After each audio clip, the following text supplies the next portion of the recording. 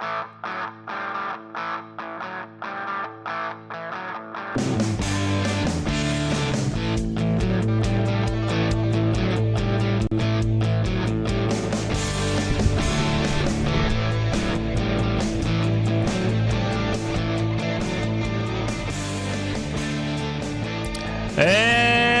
welcome to another edition of the Fgeitas Show. It's a podcast, and we're back. We're back after 3 weeks of Fgeitas, because work has been kicking my ass, man. Which is, pretty usual for this time of the year. Summer Games Fest happened. A lot of shows happened. A lot of games got announced.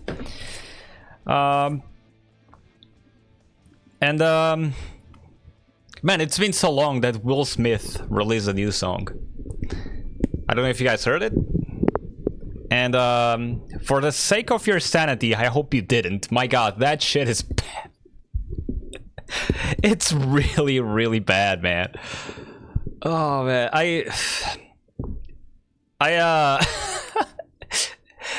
So I tuned into like Twitter a few weeks ago, and everyone was like, Will Smith just like having a midlife crisis. So I like everyone was dunking on the song and like, can't be that bad, can it? I would argue too. With One Justice, what? It's not One Justice, Ichunka. It's all justice. It's all the justice. All the justice in a single game. They had to delay the justice in the other games. And Injustice as well, just to have all the justice in that specific game. Boy, it's hot. Unlike that Will Smith song. Unlike that Will Smith. I would argue, like, getting jiggy with it, it's pretty cool for the time that it came out. And then the Wild Wild West song, despite the movie being kind of ass, it's like it's catchy. I don't know what crossed Will Smith's mind to all of a sudden just release a song out of nowhere, and the chorus just goes like, I like pretty girls, and I'm like, well, yes, yeah, like the movie's like, it's a cool popcorn flick, but like it's not like, I would not say it's like one of the best movies of all time, like it's okay, but the music is pretty cool. Okay, the Wild Wild West song, it's pretty cool. But he likes pretty girls, man. He likes pretty girls. I don't know what to tell you. I was watching the video, and it's like mini Will Smith looking at giant girls dancing around him. And I don't know if I'm surprised, or if just like, or not surprised by this basically confirming that Will Smith has a giant kink, I think. And yeah, man, like it's fuck, Jesus Christ, man, like Will Smith, get some help. Get some help, like really, just don't do this. There was a video I caught on Twitter, like this is after the song was released. He was in London, like in the middle of the street, singing the song, kind of like a pop-up surprise kind of thing, and the crowd reaction was none. It's not like the crowd was not displeased, the crowd was not pleased, it was like just not reacting to the song at all. And I think that's the worst thing you can have as a musician, is it's just people just not fucking caring about that shit. It's bad, man. I was like, what the fuck are you doing, dude? Like, come on. Ah, Jesus. And like, I think this is the best news that I have for you today. Like, I don't think it's the Donkey Kong Bonanza. I don't think it's the new Xbox Ally. I don't think it's the new, you know, the all the games that were announced at Summer Games Fest are all the demos I've played. The best news I have for you guys today, it's Will Smith released another song, and it's crap as fuck.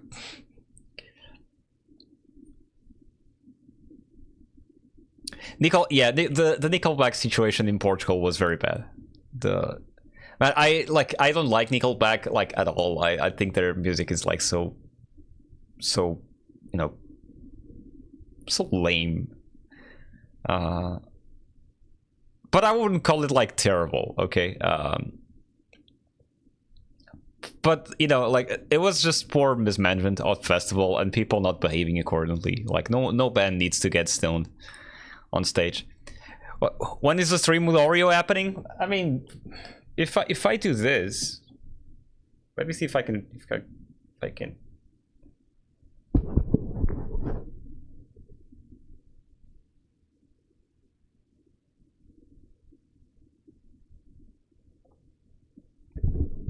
It's always a co-streaming with Oreo. You just don't know about it. He's just sleeping like this, like. Hold on, I think I can show you guys better. It's the. Look at this shit. He's just there. You okay, dude?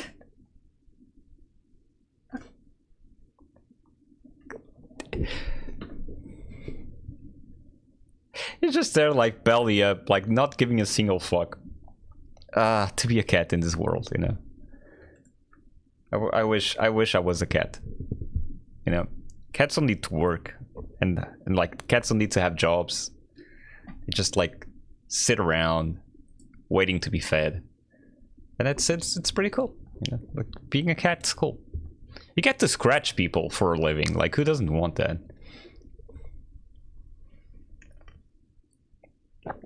Ah, man, it's yeah, you gotta go to the deep tracks, the mainstream shit. I had this weird habit, like, when I was playing in bands, and when I was, you know, like, trying to get as much information in my brain as possible, especially in the early stages of having a band. Instead of like listening to the songs that were on the radio, I would download the whole album and listen to the stuff like from the beginning to end. And most of the bands that stuck to me on that era was bands that had the whole album from top to bottom without a shit song. And obviously, like, shit songs, it's a subjective thing, but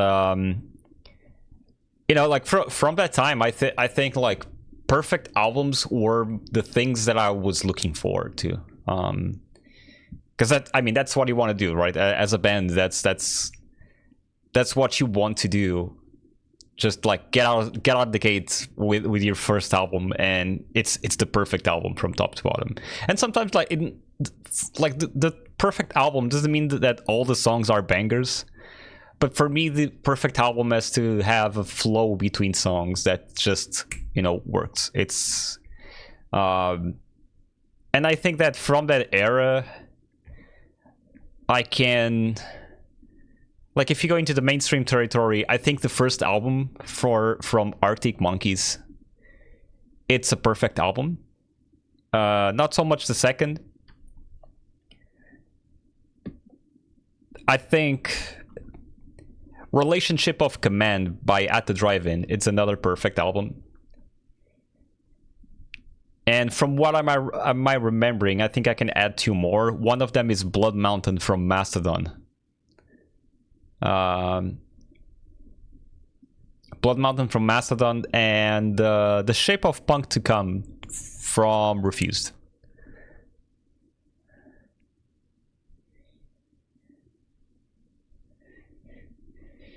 yeah, but it's for me it was more like a matter of like the songs flowing into one another, not exactly like having all banger songs. And I remember like downloading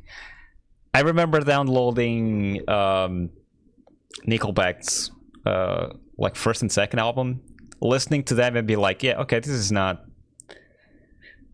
something that appeals to me at all. Most of all, it's because they were not angry enough. I need bands that are angrier than Nickelback. That's for sure. You know, like the Rage Against the Machine kind of angry, or the Blood Brothers. The Blood Brothers, the album. Oh, what was it? Oh, for fuck's sake! Now I forgot the name. But the Blood Brothers had two albums that I really liked, although they were not perfect albums. No, not Papa Roach. Papa Roach had a song called Blood Brothers, but I'm talking a band called the Blood Brothers. Yeah, Young Machetes and the album Crimes. Crimes was pretty cool. Blood Brothers by Papa Roach was featured in Tony Hawk's Pro Skater 2, and that's how I get to know that album at that time. It was a pretty banger album, that's for sure. But some like I think in terms of new metal, or that kind of metal that was kind of like booming at the time, I don't think I have a perfect album from that time. Although, you know, Limp Bizkit might be close. Limp Bizkit is probably still my favorite new metal band. I went to Summer Festival, Primavera Sounds, this 2 weeks ago, and supposedly I was gonna watch Deftones, but I was also there to watch TV on the radio and a band called Beach House. Beach House, it's more like my girlfriend wanted to listen to Beach House live, and I kind of like TV on the radio. They're cool. But at the end of the night, we had Deftones. So we are at the festival. And like it starts to get cold as fuck in there. So we tried to get some hoodies. There was like these stores in there, and hoodies are getting like stupid expensive on these shows, which is something I was not counting on. But worst of all, like I see this really cool like stand with a bunch of custom art called Illustrart. I think it's a store from Lisbon actually. And they have all these cool hoodies and sweaters with custom art, not the typical, you know, slap band logo on a black t-shirt done. And I'm like, okay, if I like get a hoodie of a band I kind of like, I don't mind paying like $40 or $45 for a cool hoodie. At least, you know, to get me away from all this cold, because I was starting to really like, you know, getting shivers and all. Girlfriend buys a hoodie from a band called Ornach. You guys probably know if you're Portuguese. And Ornach, you know, like, it's a cool band. I like them, but maybe I don't like them enough to buy a hoodie, you know? Because I only really like the first album. I only like Kong. Okay, like say what you want about that, but like the second album, it's too mellow for me. And then I start to go through all the hoodies. There's not a single band that I like, so I'm like, okay, I don't want to spend like 40 euros or 40 something in a hoodie that was gonna keep me warm, but also that I don't like this band. And it was all bands like, you know, Rolling Stones, which are like classics. Rolling Stones, Radiohead. I don't like, and what was the other one? I mean, and Deftones, but I don't like Deftones that much to get a hoodie. So basically, we bought the hoodies, and even with the hoodies, my girlfriend's like, it's getting kind of chilly. So we go and watch Beach House, stay through the end of the gig, and after Beach House, she turns and say, "Hey, you wanna leave?" Like she only likes one song from Deftones, which was "Change in the House of Flies." If you know the movie. Fuck, I forgot. It's like a neo-gothic thing, very popular from 2000s. Queen of the Damned. She only knows that one song, and the only album that I like from Deftones, it's White Pony SE, and even then, like, I would not even place it on my top 10 albums of all time. And so she turns at me like, "You want to leave?" And I'm like, "You know what? It's 2 hours. We have 2 hours left until Deftone comes onto the stage. I don't care for this. Let's just fucking go." So I never watched Deftones on that night.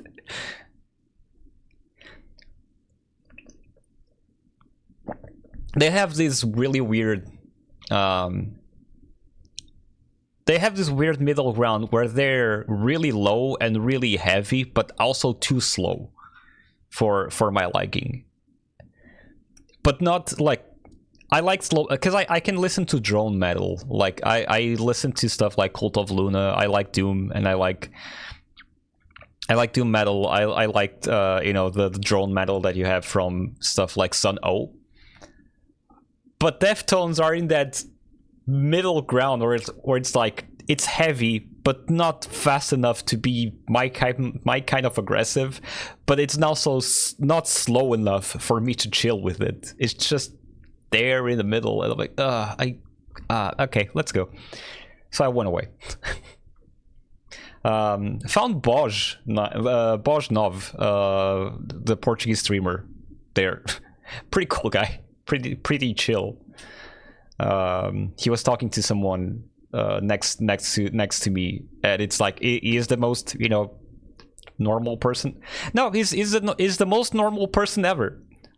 Like I was listening to him like talking to someone that recognized him, and he was like, "Yeah, I just came here for Deftones, like just chilling, pretty cool." And then you go on this stream, and he's like screaming into the microphone, pretty harshly, being completely anarchic on that stream, and it's like, it's so funny. Yeah, it's just a persona. Like, I get it, it's a persona, but it's also very, very funny. But yeah, like, he seemed like the chillest dude ever. Pretty cool dude. Weird festival, like, it was neat.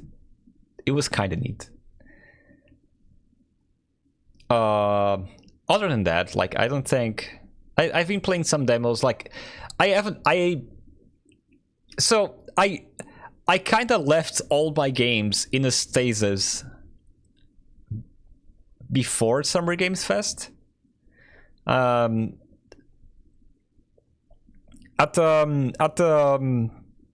the time of Summer Games Fest, I was juggling a bunch of games at the time. So I was playing Expedition 33, I was playing Blasphemous 2, and what else? I was playing something else, which I forgot.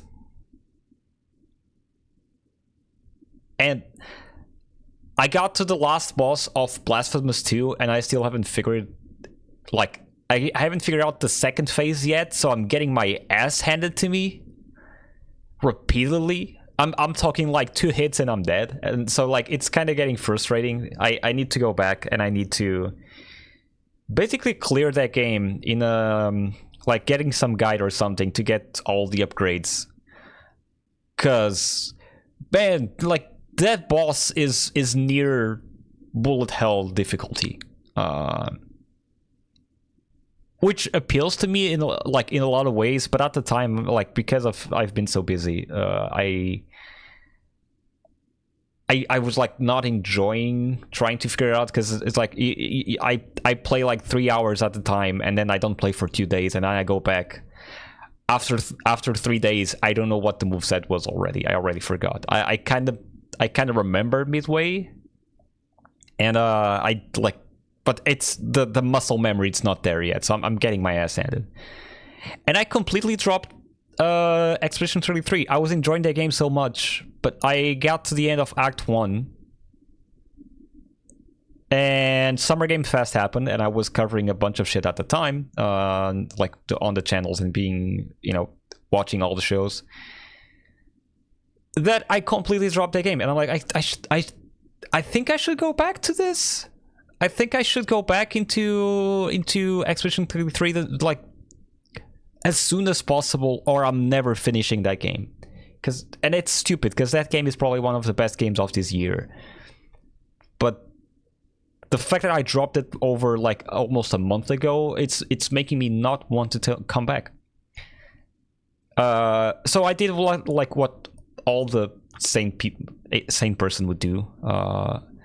I installed Tony Hawk's Pro Skater 1+2, and I downloaded a bunch of demos as well.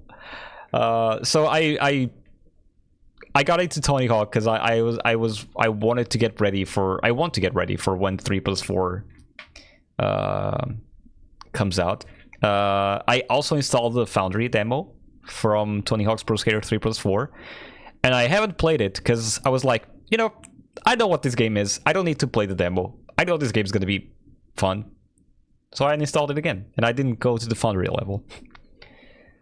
Instead, I got the Tony Hawk's Pro Skater 1+2, and ever since I played that game, because I played that game on release on the Epic Game Store, they have a new mode. So like, when that game came out, I had a small complaint about it because once you finished the game, there was nothing else to do besides all the challenges. But like the first Tony Hawk Pro Skater, the one, and Tony Hawk Pro Skater 2, so the original ones, you had to go through all the levels with all the skaters to get all the stat points, but also complete all the goals that they have on the level. And that made it, it's the same level. Obviously, it's the same thing, but because the skaters had different stats, you kind of had some replayability on that. And after you know the level so much, every time you picked up a new skater, the faster you would go through all the goals. And it was kind of cool. Tony Hawk Pro Skater 1+2 comes out, and the career mode is shared, which was a fucking bummer. Like, shared career mode was a weird-ass decision that Vicarious Visions made at the time. That when you completed the game with any skater, the only thing that was left to do was the challenges and getting all the stat points in all the levels with all the skaters. And that was so, it was just so boring. Because the only thing that was left was going through all the levels, getting stat points, and then just finish the level, because the goals were done. Now with the update that they've done, you can do the crew, they call it the crew tour, where if you complete the game, you complete the game for all the people, but you also have the single player tour, or single skater tour. I forgot the name now. Where it's like the classic mode, you have to go with all the skaters, just going through them. So I custom skater on. I already did both of the career modes with both of them, and now I should go at least complete it with 3 other skaters to get the challenges.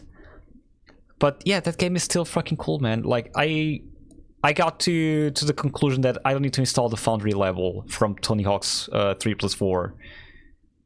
To see how that game is, because it's Iron Galaxy, and they also worked on this port for PC for the 1+2. I'm like, okay, Iron Galaxy will definitely have this, like they will nail this down. It should be fine. I'm so sorry. Oh, okay, you don't have desktop audio, but I do. So that was There was an email. Yeah. So yeah, I've been playing Tony Hawk 1+2 because that's the thing that I should be doing instead of obviously hacking away at my backlog.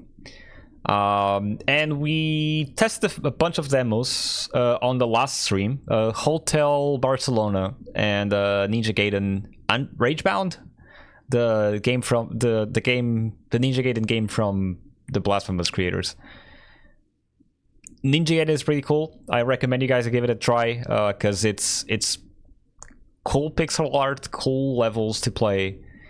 And I think the demo gives you a very pretty good idea of what that game is about to be. Especially if you try the hard mode. Hard mode was fun. Like, it doesn't feel too hard, especially if you take into account that the initial, the 2D Ninja Gaiden games were fucking tough and had some pretty big bullshit. But this one is like it's polished with the modern standards, so it feels hard but fair. Especially if you play in hard mode, it still feels fair. It's pretty cool. And Hotel Barcelona, the new game from Suda and Swery65, that demo didn't leave a very good impression on me because it felt, I don't know how to put this in a better wording. As I'm here collecting my thoughts, I'm trying to explain what that game felt to me without being overly negative, because I feel the concept is cool, but that game feels like it was gonna be a free game and they pivoted to a paid game. Because all the upgrades and the way you collect resources to improve your character feels like a mobile game. And I don't know exactly what made me think of this, but it's the way this game is structured, or the upgrades are structured, when you go onto a run and you collect a bunch of nonsense, like a bunch of resources, and then you go back to your hub area and place your upgrades. But if you leave the hub area, without spending all the resources, the remaining resources that you didn't spend are taken away. So you are encouraged to spend all the resources that you gathered in every run. But that leaves some awkward moments where you're like, I'm 1 unit short of this specific resource and I can't do the upgrade, but I can't save this. Let's say the upgrade is like 5 bones and you have 4, and you can't really save those 4 remaining bones into the next run. You just lose them. It's just weird. Just want to confirm I'm not playing Metroid 4. You better not be playing Metroid 4 right now, or Metroid Prime 4 actually at this point. I don't know, like I feel I want to see more of Hotel Barcelona, because the combo system looked cool. The fact that when you die, the character that it's like the previous playthrough accompanies you on the next one, also battling with the other dudes. It's kind of neat, and it makes for a really impressive gameplay where you can just stack runs to make that specific run easier. But at the same time, like, that game felt, okay, I'm gonna say it felt jank. It felt like a Suda and a Swery game. So a high interesting concept, but terribly polished, as most of those games are, like, with a few exceptions if you think of No More Heroes.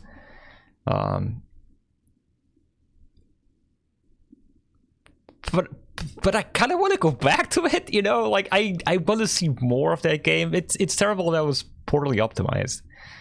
I could feel the jank slowing down the combos and all that, but I want to see more now. Like, it's weird enough for me to be like, this is like kind of Kusoge if you want to go into fighting game territory. This is kind of jank and it feels wrong. but I'm kind of liking it for some reason.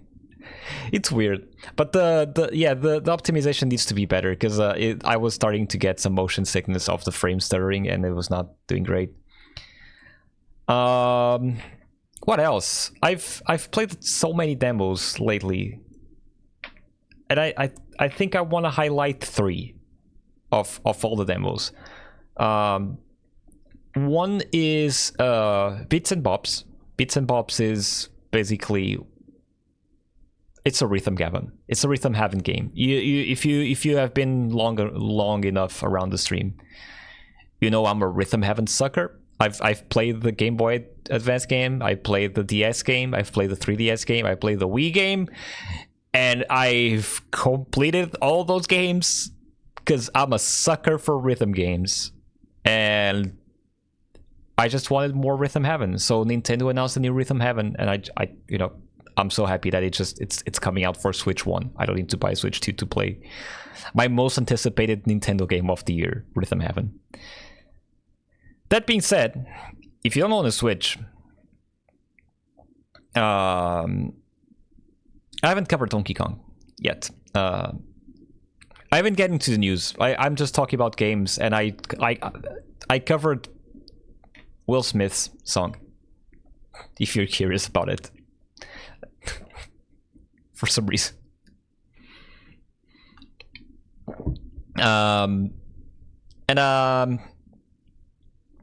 Yeah, so Bits and Bobs, like if you don't own a Switch, or if you don't own any Nintendo console right now, and you want to play a Rhythm Heaven like game legally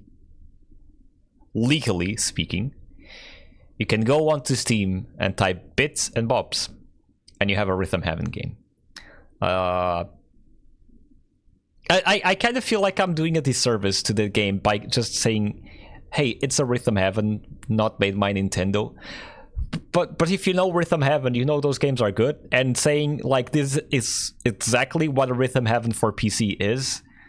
It's saying like, hey, this shit is as good as a Rhythm Heaven by Nintendo, and you should play this shit. It's really good. I played another one called Motion Wreck. Motion Wreck is like a puzzle platformer where you can record the path your character does. Like your character's like a tiny robot, with like a TV robot with small legs, and you can record your actions. For instance, if you want to just go straight to the right, you can record that action, and then if you need like to cross a big chasm that has spikes underneath, in the middle, but it's not small enough for you to just jump across the chasm. You can go into a flat ground, record the process of walking forward for as long as it takes, and then stop recording, go into that chasm and play the recording, and your character will just play the recorded motion regardless of if there's like ground, or if there's like, unless it's like there's like a wall to stop it, or some ground, if there's like a physical interaction that stops the motion from occurring. If there's nothing blocking it, you can just pass the chasm with the thing that you recorded. It's pretty cool because you can get into, you don't need to record like one single action. You can record a bunch of movement. Like if you want to do an S shape, or if you want to do like a new shape or a curved shape to get into several nooks and crannies that are hidden into that puzzle, you can just record that on the previous place and just go into the next one and do a U shape through the air just to get to a higher ground, for instance. It's pretty, it's one of those games like it's not the most clever puzzle design, but sometimes you can feel a little bit lost, and you go like, I figured it out, and just go and feel very happy about it. It's a very cozy platformer. The aesthetic is also pretty cool because it's 2D monochrome, blacks and whites. Feels like a old Spectrum game, but with modern design. So it's kind of cool.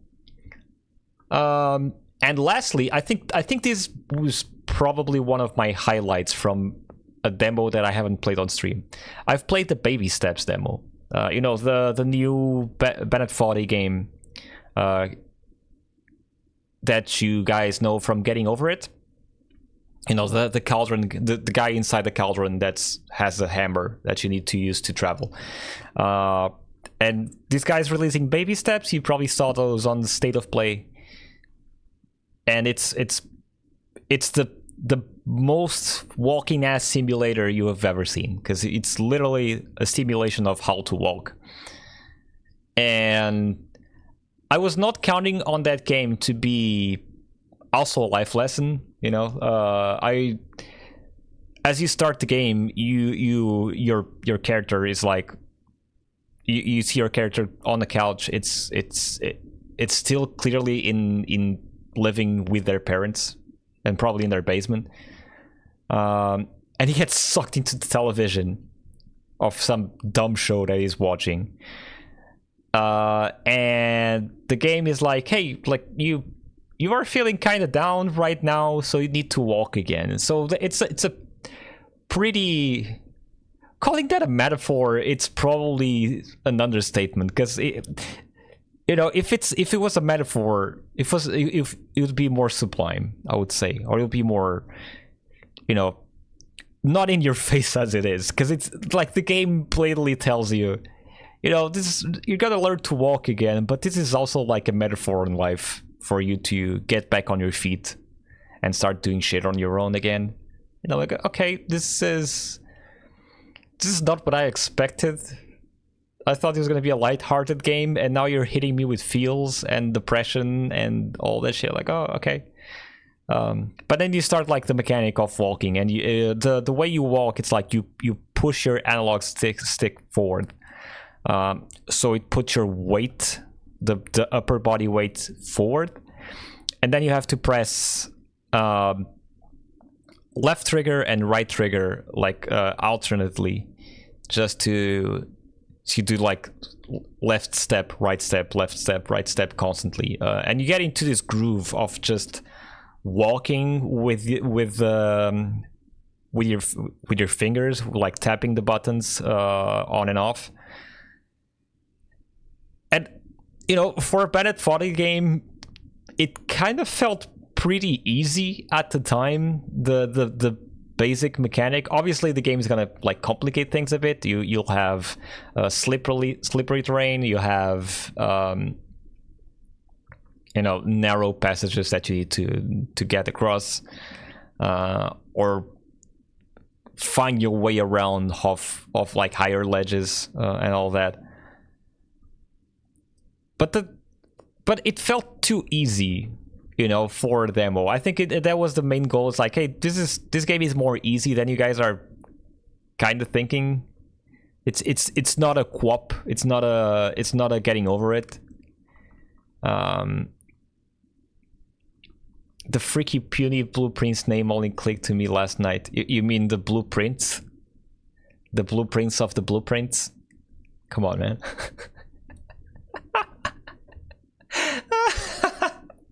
Hey Kane, welcome to the stream, man.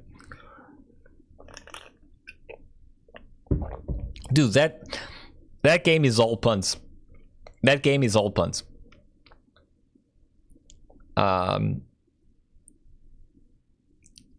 Rene can contest, can confirm this. Like I think I spoiled him.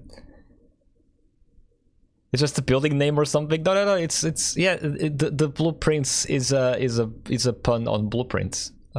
Yeah, because you use blueprints to walk around.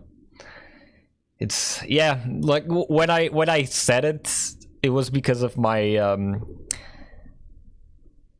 know, the captions that I have here on stream, and I was looking at the captions. I said blueprints. And as you see, like he recognized it as blueprints. I'm like, ah, okay. If I say blueprints, no, it's Prince. It's Prince. Captions, come on, what the fuck? Yeah, Baby Steps. Like Baby Steps seems like a really, you know, as all of Bennett Foddy's games, it always feels like he's trying to push the boundaries of what's acceptable in video games, and not giving a fuck about like if you like it or not. Like, oh, this is too hard or this is too weird. Like you can't control, you know, a single leg at a time and call it gameplay. And it's like, yeah, but, you know, maybe I can make this a meta thing and talk about you getting up and taking your first steps at making your life better, and make you play my game. You know, like, fuck. So yeah, other than that, like, I don't think I have like many things to tell you guys about games. I've, you know, the only thing I've been playing, it's really Tony Hawk's Pro Skater, because I haven't felt like playing anything else. Probably says a lot about me when I don't want to finish Expedition and Blasphemous. What else? Let's go into the news. Let's go into the news. I had a software here that played songs. Wait. There you go. There's songs. What do I have for you guys? News, besides the, you know, the awful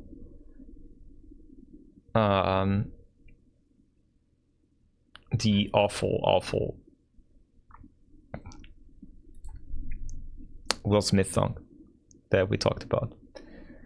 I probably missed a lot of news. There was a lot of announcements during Summer Games Fest. I'm not gonna cover those. You guys probably are more than tired of hearing about it. Let me see what I have here in links. ChatGPT lost a chess game to Atari 2600, and it was very funny to me. As someone who doesn't like ChatGPT or AI technology at the current state, I think that was pretty funny. That being said, like, he did not lose to any 20 chess program. He lost to DeepSeek, and DeepSeek is known to be a pretty hard game, even on beginner difficulty. So, like, I'm not surprised. That being said, it's still pretty funny that ChatGPT was beaten by a piece of tech that's probably older than me at this point. You guys want to see the Donkey Kong Bananza thing? The direct from Bananza. Let's check it out. To be fair, I haven't watched it like in its fully, because I've been lurking in most of the Twitch streams. Which means I haven't seen this completely. Let's check this out. When the world felt so cruel and bleak. I haven't heard the songs even. When the hole looked so dark and deep. Heart is rock, cold as stone. I was scared, alone. Then your beat showed the way to you.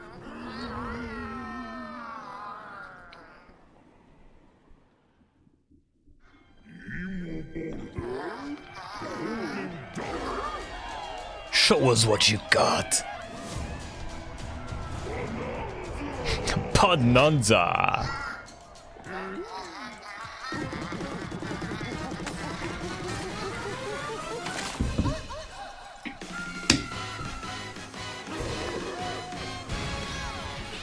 So, just to pause on this, we knew Pauline was there.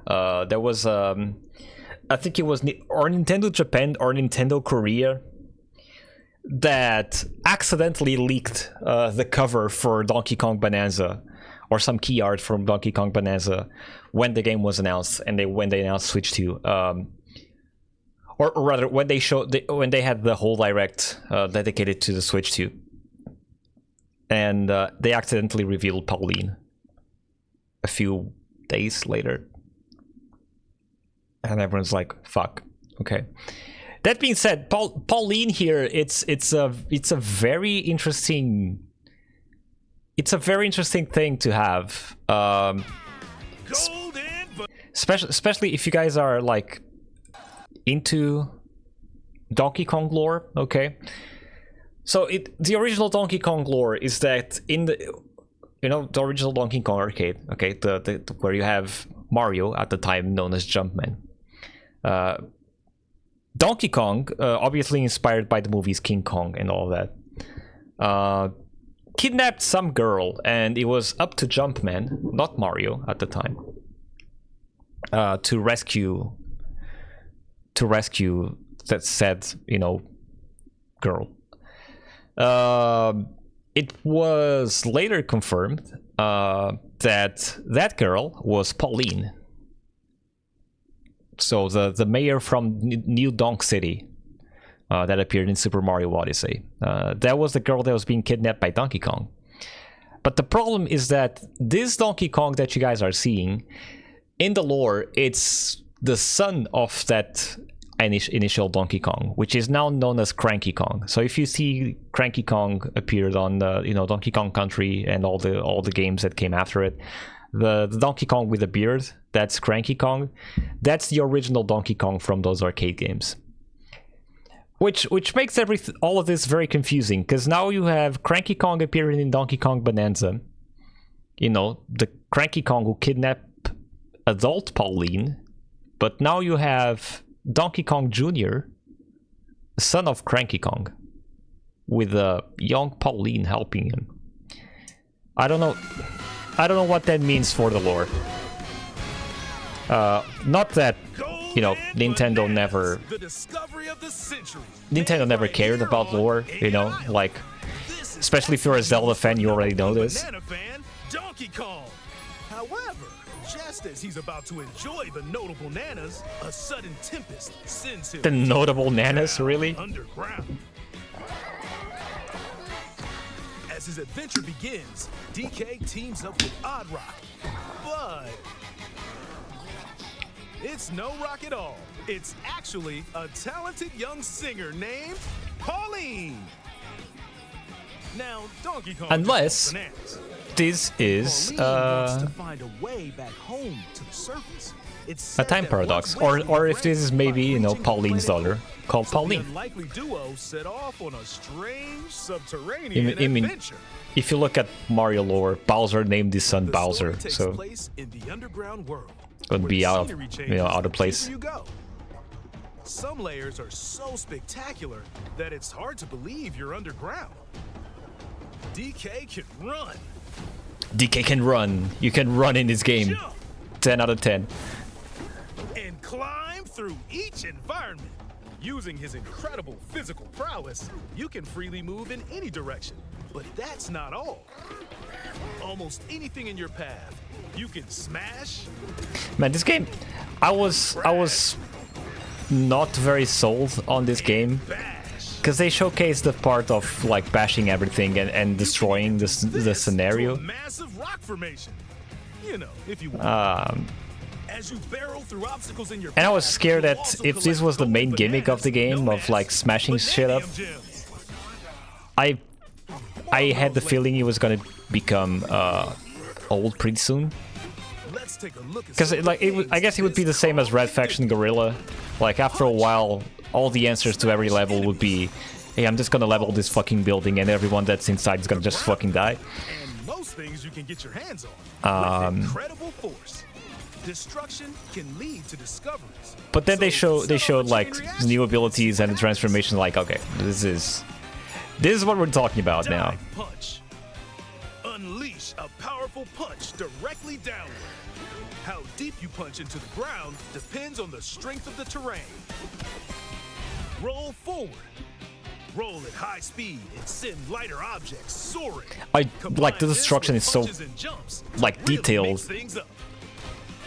in this game. Like Make some noise. Like it's really showcasing the power of the Switch too. Like all the particles that you see on screen and the like shit going down. It's the perfect game to showcase, you know, like, hey, this is not the same Switch that you had before. And even tear chunks off your foes. I know, obviously, there's the haters like, oh, this game looks, you know, still like very kid friendly. You know, the textures are clearly like all bright and colorful, not as super amazing detail as you get like in the Death Stranding or Last of Us, which obviously it's Nintendo. But I think this game really like is looking really good. Throw a chunk. Or aim at a target like this. Throwing a boom rock or gold can have explosive effects. If you throw chunks made of softer material, you can stick them to a surface and pile them up. Turf serve. This lets you ride on chunks. Speed up and aim for smaller enemies to knock them away. Make music. Make music. Let's go. Will help show you the way. It can also remove these strange seals that someone left behind. You can do it, DK. Let's go. In the underground world. I love the callouts to Donkey Kong Country with the barrels and the 2D side-scrolling things. With DK's abilities.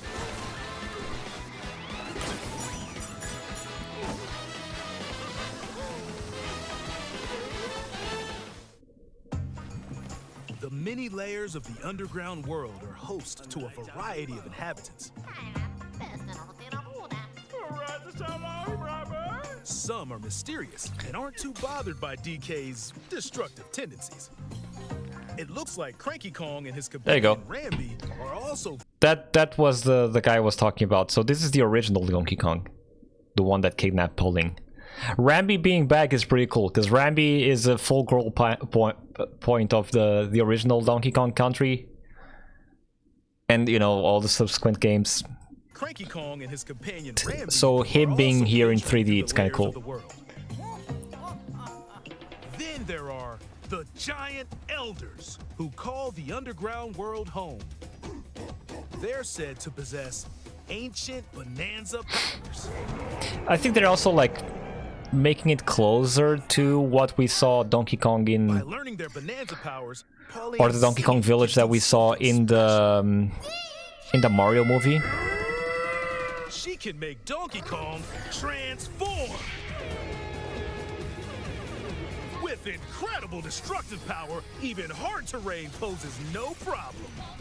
Plow through the world and smash as much as possible with the powerful Kong Bananza. Plus, Super Saiyan Kong transform into a zebra.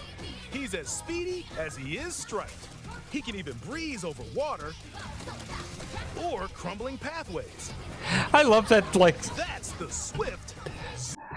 I love how, like, the leap of logic, where they go, you know, zebras can run really fast. So if he can run really fast, he can stride through water. Zebra Bananza! Okay, man. Oh yeah, he can also turn into an ostrich. A flying ostrich. Ostriches cannot fly, by the way. But, you know... Spread your wings and soar through the sky. Just saying. But if a zebra can cross the water, I guess ostriches can fly. Then drop egg bombs from great heights to send enemies scattering. That's right, it's Ostrich Bananza! Bananza transformations don't last forever though. You can transform again. Soundtrack is kind of banging, isn't it? I'm just realizing it now that like the energy of the sound, of the soundtrack is pretty dope. You're not limited to when or where you transform, and you can swap between transformations. So get creative and use them as you adventure to the planet core. I love the freedom that they are providing on these new Nintendo games. Hero's Way is the Void Company, the mightiest mining operation both above ground.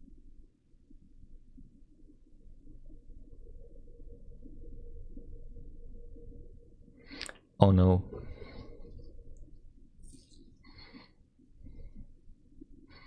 Chat. She's hot.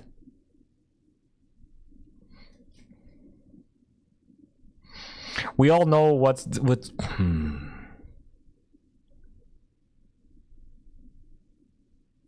Ground and below. Grumpy Kong works to create gigantic corporate soldiers. Poppy Kong is responsible for subterranean info.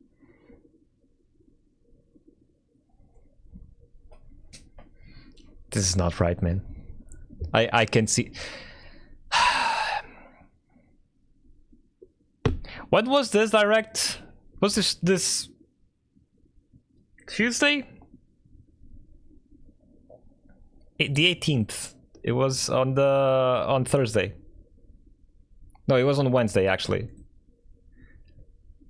If I go, when I'm not gonna show this on screen, but now I need to know.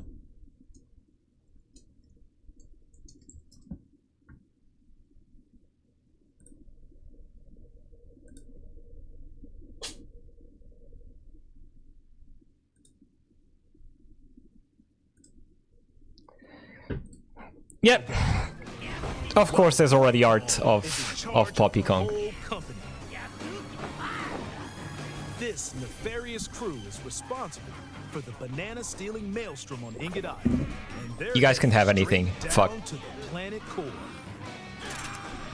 The planet core? But no! I'm going with DK, so you just stay away! Voidco blocked off all the routes to the lower layers, so no one could reach them. DK and his pals will come face to face with the enemy's Pika Bruiser, it's so use all the power at your disposal to take on a host of powerful foes. By defeating them, giant sinkholes will open, clearing a path to the lower layers of the underground world. I love that they did this. Like, it's very reminiscent of the Tears of the Kingdom whole lives. Called Banandium gems. Banandium, fuck. They're not always visible though. Sometimes they're buried in the walls.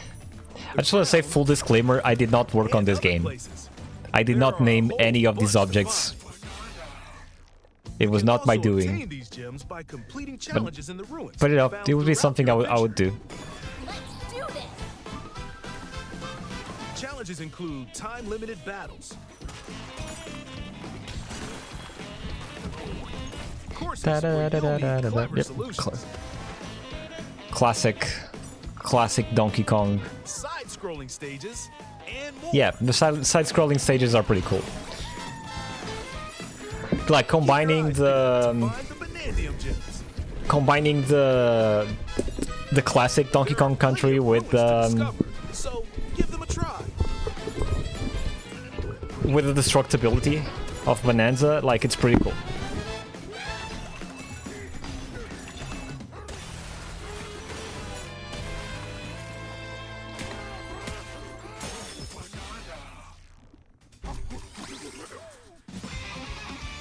As you collect Banandium gems, you'll gain skill points.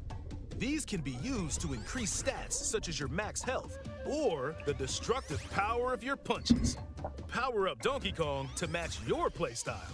For example, if you strengthen your sonar, you'll be able to detect treasure from Oh, that's pretty cool. away, which could lead to new discoveries. Or use skill points. So you just don't need to learn dig new randomly skills. and find shit. Like, you'll have a radar. There are all sorts of items to find as you explore. Banandium chips are shaped like slices of banana. And they can be traded for Banandium gems at the chip exchange.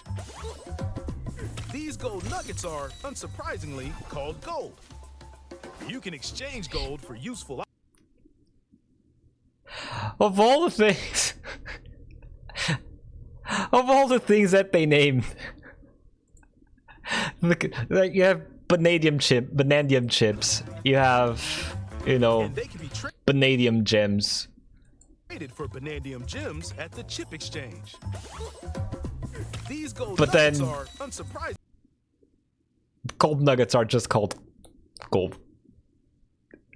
I don't know if this is funny or not. Like, I feel this is super funny to me because of all the weird names that they gave it to everything. They just looked at the pile of gold and be like, nah, it's okay. Gold is enough. Called gold. You can exchange gold for useful items at the stuff shop. Gold is good. There are fossils too. Good one. You can trade these for different fashions at local style shops. Just open the closet and customize the perfect fits for Donkey Kong and Pauline. Or even change up your fur color. No look is too much for Donkey Kong, or too little. Almost every article of clothing comes with its own benefits. Oh, they give So stats. Okay, mix I and didn't match your realize look that to the suit the clothes situation. was stat-based. That's kind of cool. If you find a treasure chest buried in the ground, So even more break it freedom. open, and you might receive a treasure map showing the location of Banandium gems This is nice. or fossils. Their locations will be marked on your map. Pretty helpful for finding collectibles. You can also see which fossils and Banandium gems you've collected, making it easy to see how close you are to completion.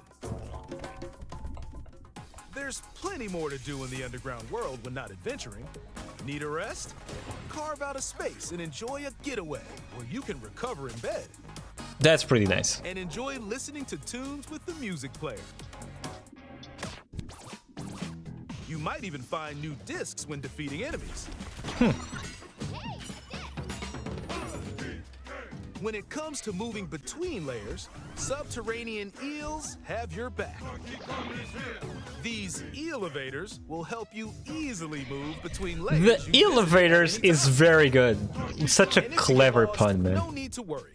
You can always teleport within the layer you're currently exploring. Teleport there?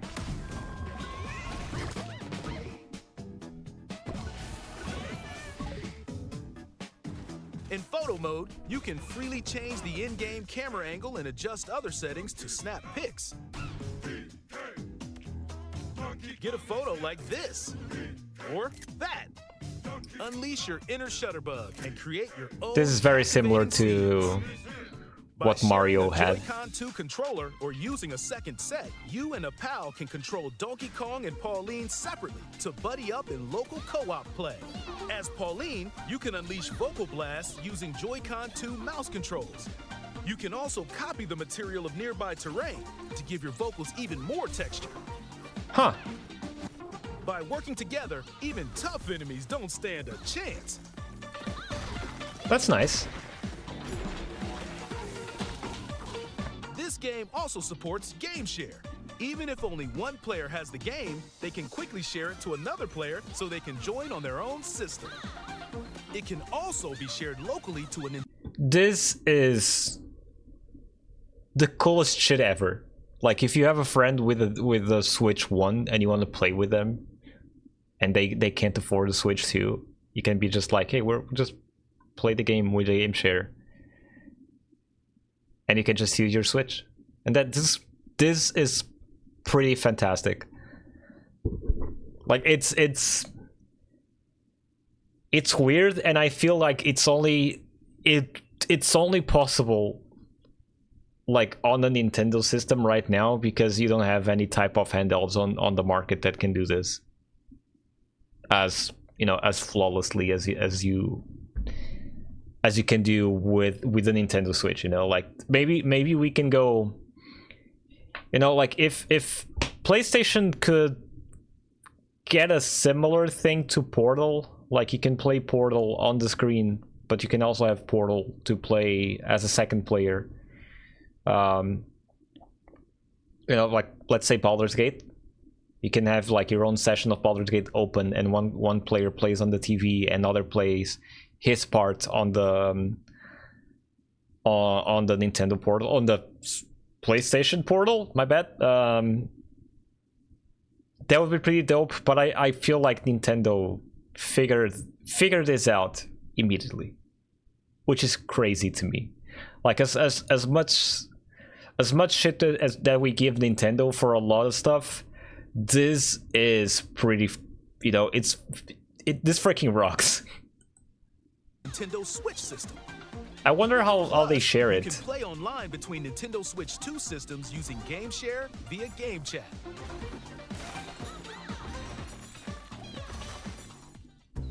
If you need a little help with all the platforming action, Assist Mode is the way to play. It guides you in the right direction. Also, is this like... I feel like I don't see Nintendo doing accessibility options that often. I did not realize that they were in there. Huh. The damage you receive, and more. Assist Mode supports you in your adventure to be the best Kong you can be. That's kind of neat. Outside of the main game, there's a mode where you can carve stone Oh, using mouse controls called DK Artist. Rotate to paint.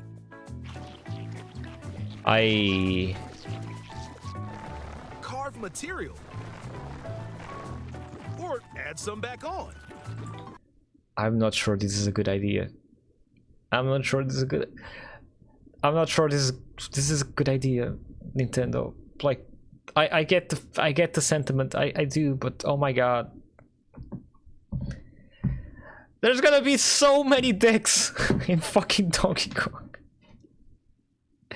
Because of course, like, as soon as you give these power to players, the first thing that's gonna happen, you know, like, someone will go to this and be like, I'm gonna draw a fucking dick. Fuck. You can even change the Nintendo, no. add delectable banana effects. Give it a try and sculpt to your heart's content. That being said, I'm kind of curious to see, like, This game what people will also create supports besides amiibo all the accessories. dicks. A new Donkey Kong and Pauline amiibo figure is also on the way. This amiibo is pretty cool. Scanning it unlocks Pauline's diva dress.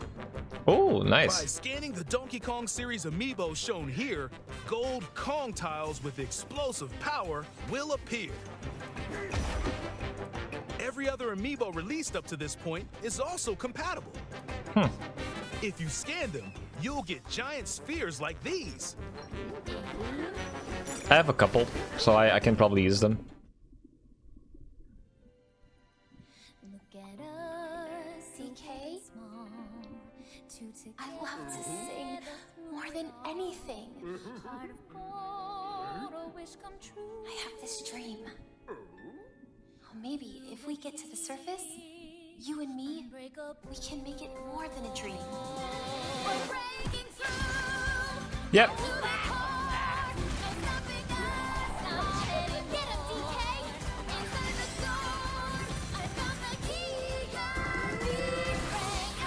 Join the powerful Donkey Kong and the talented singer Pauline as they set out on an adventure to the fabled planet Core. My own special power? DK! This looks like a pretty cool game. Donkey Kong Bananza. And probably one of the games that will make me buy a Switch Only 2 on Nintendo Switch 2. to play this. Pre-orders are available now on Nintendo eShop. The Donkey Kong and Pauline amiibo will also be available July 17th.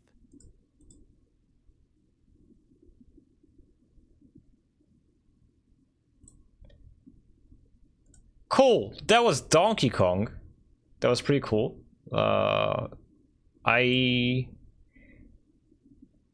Yeah, like, if I had any doubts about this game, they are all they're all gone by now. I mean, at some point, like, I feel like I'm also kind of like, I don't know why I doubted Nintendo would deliver. Especially, I mean, this feels like the Odyssey team again. Probably with the help of Monolith Soft, because, you know, Monolith Soft usually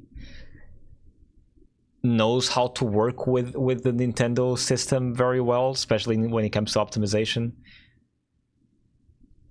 at some point, like looking back, like why did I even doubt that this game was gonna be banger? It's like, dude, come on. Like, shame on you. Yeah, pretty cool. Other than that, what we have, oh, cool thing that Duplo sent. For owners of the Dreamcast, if you still have a Dreamcast on your possession and working, someone is bringing back porting Sonic Mania into the Dreamcast. It's not completed yet, but now it's coming. And I feel that's pretty sick.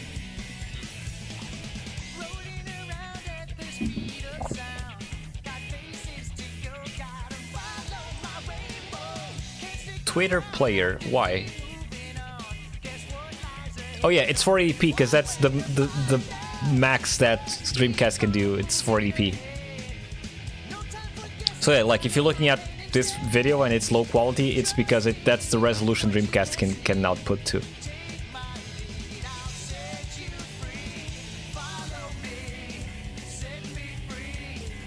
This is pretty cool, man.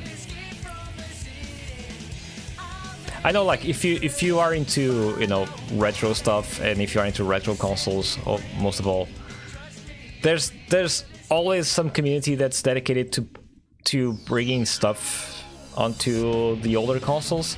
A few months ago, we saw some port of the GTA 3. The original GTA 3 for the Sega Dreamcast, which people said that was not possible, and yet there he is running, you know.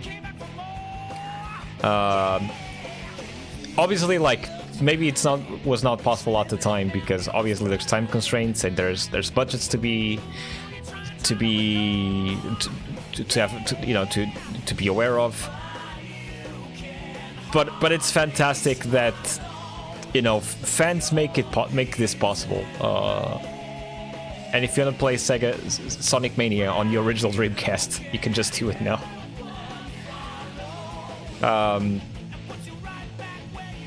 From what I understand in the post, like it's not exactly like finished yet. There's still stuff that they need to do.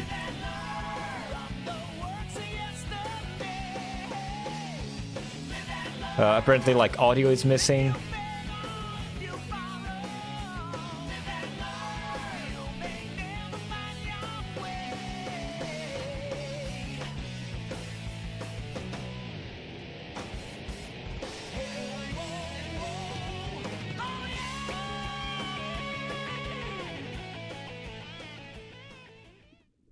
There you go. Yeah. So this is coming from Falco Gergis. Sir, stop the video. Falco Gergis is a Sega Dreamcast developer on a quest to correct the timeline of video gaming history, working on the modern open source scene, the DC SDK and Library OS Callisti. Okay. So Falco writes, "Isn't it about time we brought the blue blur back home to a Sega console? Presenting Sonic Mania Plus, running on an actual physical Sega Dreamcast. Well, there's no audio yet, and the 3D effects and stages have yet to be hooked up. Developer Sonic Freak 94 has done an incredible job getting his title ported over so far. He worked some serious voodoo to get this game fitting into 16 megabytes of RAM. Yep, and has even had to push against VRAM limitations, even with texture paletting being used." Due to just being so many goddamn sprites loaded at once.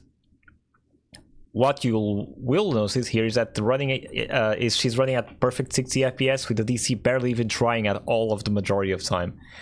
This is due to his work implementing a custom hardware accelerated rendering backend that directly uses over our low-level PVR driver in Callisti OS, rather than the software renderer used by most ports of the game. While he has still a long way to go, it's incredible how playable the game already is, and it's just how damn good and how home it feels on the Sega Dreamcast. This is like, it's I can't even imagine how fucking tough it is to just have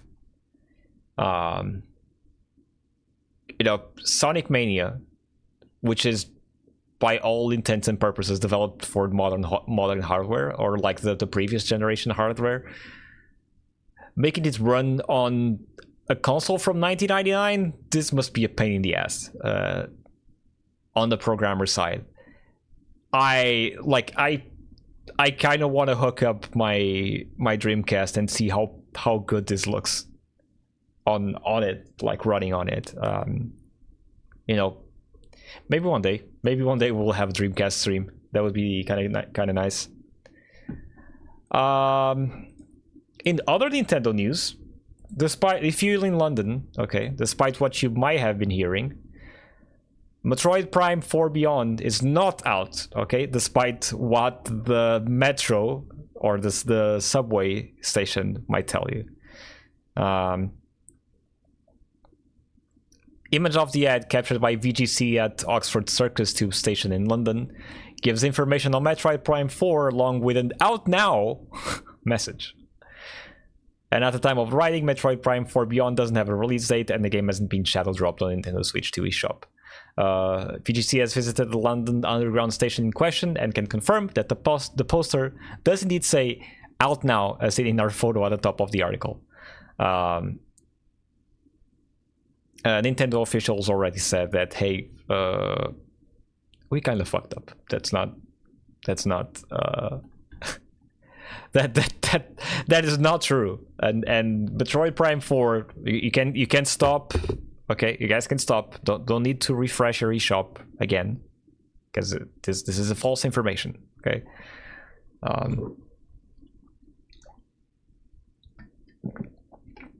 What probably happened is that, like, the previous Nintendo, I think it was from Mario Kart World Tour, also had the out now on the template, and they just copied over, and due to no one noticing that there's a big out now sign on the right side of the banner, they just went ahead and posted this on the tube wall.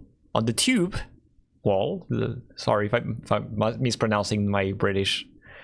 The tube wall, it says out now, but it's not out now. So yeah, Nintendo, what the tube? What are you doing, Nintendo? Actually, one thing from Summer Games Fest I want to talk about that I didn't have on my Discord, but the new Xbox ROG Ally, Xbox Ally X. Let me see if I can find it through here. Pre-orders for the Xbox ROG Ally will reportedly begin in August, with launch expected in 2 months later.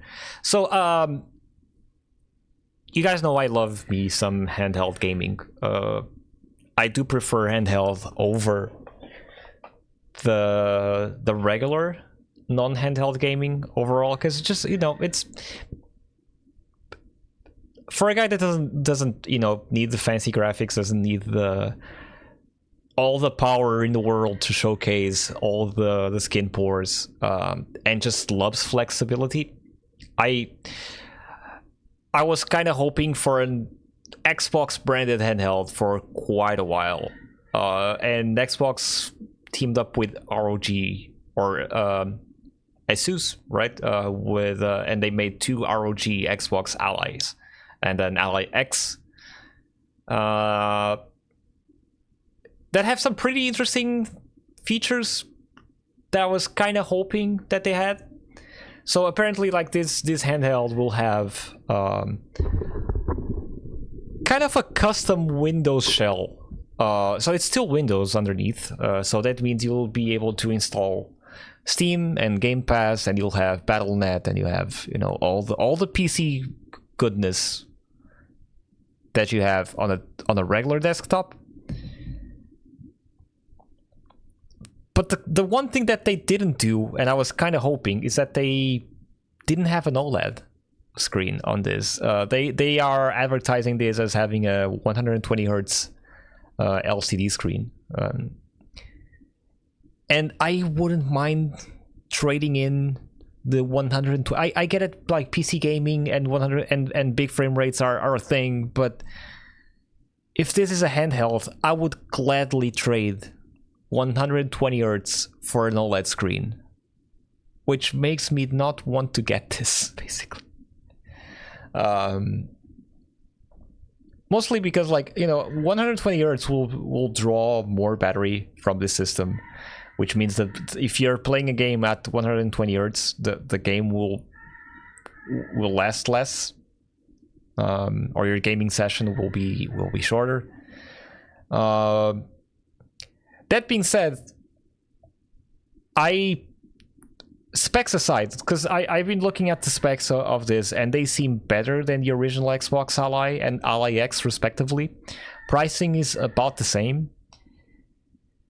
So this is definitely like a better Ally to get if you're doing that, especially taking into account if you have stripped down Windows that doesn't consume as much system resources as the normal Windows that is shipped on the normal ROGs. And the new design is also kind of cool. You know, the grips, those grips are gripping. I would say they look pretty cool. They look very ergonomic, most of all, which is something that I appreciate a lot. After spending my time with the Steam Deck and the Nintendo Switch, which I feel they are not too, you know, they are not very ergonomic consoles to use for a long time. These grips, this you know, this big chunky grips that they've placed on the new ROGs, they look pretty cool. I'm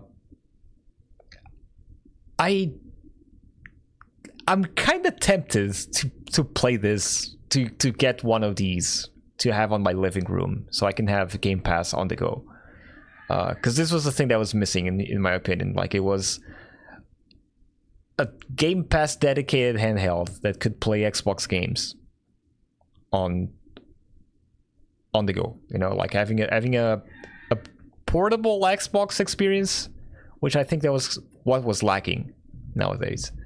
And these seems like the two devices that will bridge that gap, because, you know, everyone's talking about the new Lenovo Legion Go and the Lenovo Legion Go Steam Edition, and despite the Steam edition of the Legion Go having less power or you know, worse specs, not by much, but they have worse specs, the Steam edition still runs better than the Windows edition.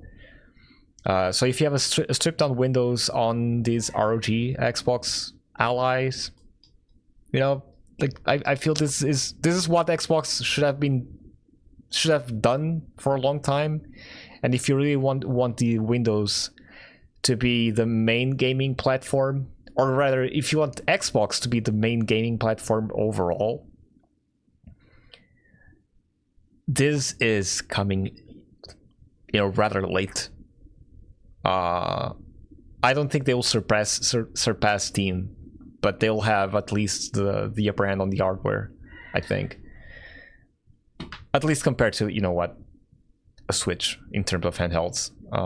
Unless Sony comes in with something of their own, but I don't feel Sony is interested in the handheld market right now as making making a competition, making a dedicated handheld that runs games locally and not like a cloud streaming service.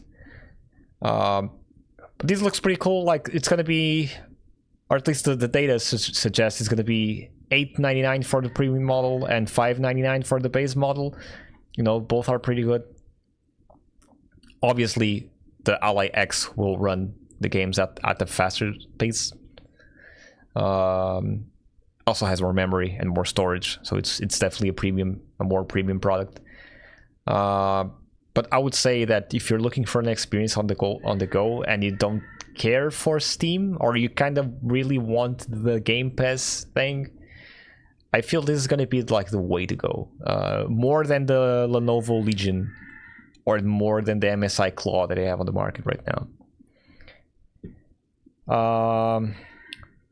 What else? Speaking of playing games, because we haven't talked about playing games in the show yet. There was a rumor about Xbox bringing original and Xbox 360 games to PC via emulation, it's claimed.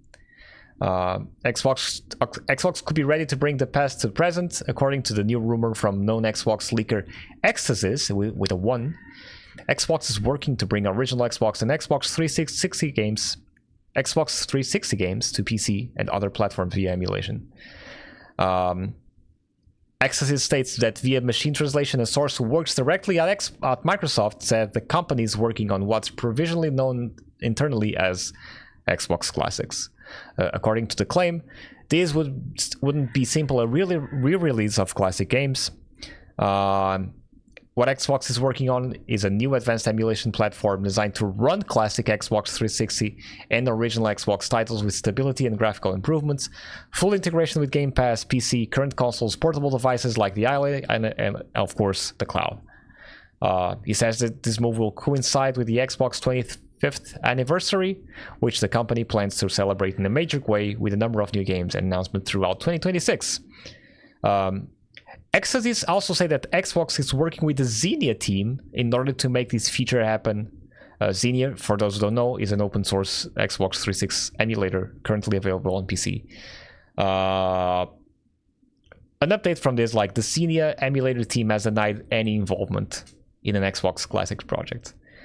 So this doesn't exactly rule out, but it's also important to know that Xenia, the article also mentions here that, as with any rumor, please take this information with a grain of salt until it's either made official or it can be independently verified by insider gaming. The source, while reliable in the past on various stories, has had instances of being incorrect with the information.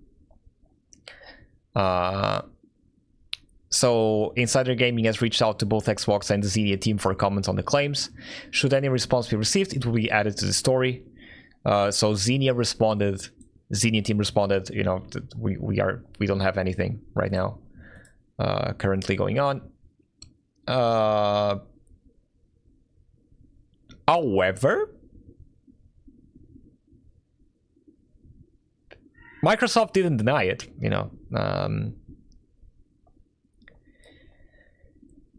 I think this is like a lot of people saying like, hey, they should bring this to Xbox, and one of the common replies was, like Xbox is already retro compatible and you can play old Xbox games on your series. But the truth is that you currently don't have exactly all of the Xbox Classics or the OG Xbox games on that backwards compatibility list, and I don't think all 360 games are in there as well. I think there's some missing. My collection would be happy with this. The thing is, if this is running on an emulator, you probably would have to buy these games again, because they'll have upgraded textures and resources. They will probably be running better. That being said, with all that thing, with all those things like in mind, I still think that there's like some classics that are really missing from the Xbox Classic, not present in the series. In the series consoles, stuff like Lost Odyssey would be also. Yeah, you don't need to download anything in the series. That's true. At the same time, like this will also bring the games to PC. So like probably via Game Pass as well, which means that there's a possibility of a Lost Odyssey PC port. There's a possibility of a bunch of games that are stuck in the original Xbox and the Xbox 360 coming to PC as well. I wonder if like most of the games, if they're talking about Microsoft owned games, or like we are also talking about third party stuff. Because if we're talking third party, there's also a chance for Jet Set Radio Future, I think. But Jet Set Radio Future is like it's a long shot, but especially, you know, stuff like Lost Odyssey. I'm trying to think of original Xbox games. Hey Trader, what's up, man? There are subs. What do you mean? Oh, you mean the captions at the bottom? Yeah, I always had them, man.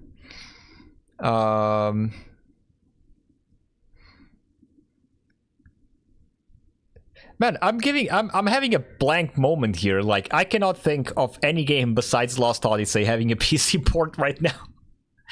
I mean, you have Sonic Unleashed, which was unofficially ported for PC a few months ago. But maybe we are talking like a bigger pool of games right now. I mean, we can talk about, you know, Halo ODST. We can talk about Halo Wars, maybe. I don't know if Halo Wars is on PC right now. But there's stuff that like, you know, it will bring the collection or the offer from Xbox a little bit closer to what they claim they want to have.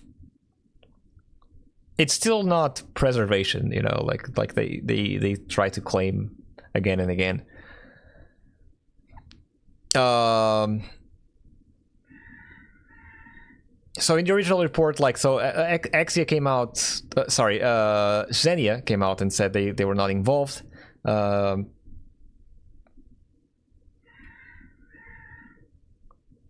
So in the official Discord server for Xenia, Ecstasy said I was working with Xbox on the project. Members of the team immediately denied of what's happening.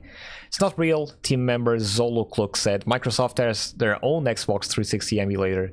They would never even consult Xenia. Then they added, if it was real, I'll be under an NDA. Obviously, like that's also something to have an account for. Jez Corden also shot down the claims of happening right now on social media, saying Xbox is gunning to bring Xbox games to more devices, but this particular scenario isn't a thing at the moment. In the original report, it was mentioned that the claim needed to be taken with a grain of salt, blah, blah, blah, blah, while covering rumors is part of the job. This is why everything covered is investigated and independently verified by insider gaming and journalists. What is worth, Exodus 1 is still standing by his claim. The full context is that Microsoft gets sponsorships, benefits, and staff from GitHub. Every month they make alliances or hire groups and individuals to contribute solutions and projects to Microsoft. In this case, Xenia joined the program last month, he said via machine translation. If this is the case and they are under NDA, logically they can't do anything but deny it. But don't worry, we'll see you in 2026. Microsoft has yet to respond to multiple requests for comments on the claims. What do you think of Xenia denying any involvement with Microsoft on Xbox Classics? Blah, blah, blah, blah. This is from Insider Gaming, from Mike Straw, Insider Gaming. This would be, like, so cool. But obviously, like, even if it's real, it's like Mike is saying here, and as Jez Corden said, they would not tell you guys anything right now. Because, you know, NDAs are a thing, and you can't say anything under NDA, or otherwise you're kind of fucked. But it would be kind of cool. Other than that, let me see what I have more here. I think this is going to be the last piece of news. I don't have anything else I kind of want to cover. There's more news, of course, but I don't feel like nothing interests me. You know, Warner Games splits into Harry Potter, Mortal Kombat, DC, Game of Thrones divisions. Warner Brothers Games divisions will focus on the 4 franchises, and on Tuesday the company confirmed it was promoted Warner Brothers Games Montreal studio Why are ads TCG related? Stay away from that life. Do drugs eat cheaper? Is it?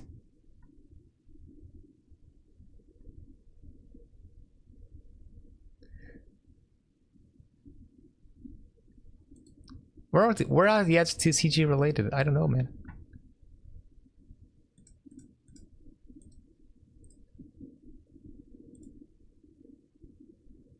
I hate the bet and win thing though.